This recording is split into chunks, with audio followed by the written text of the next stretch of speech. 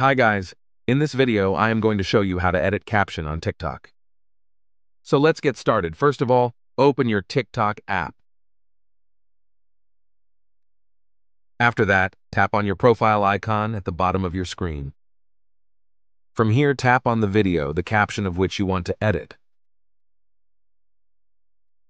And then all you need to do is just simply tap on the three dots at the right side of your screen.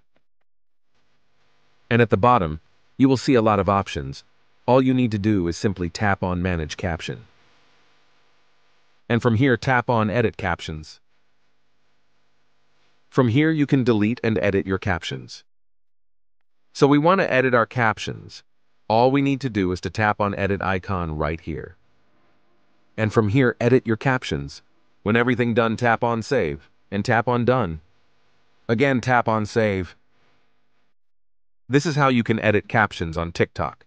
If you find this video useful, please show your support with a like. Your feedback is invaluable to us, so feel free to share your thoughts and suggestions in the comments section below.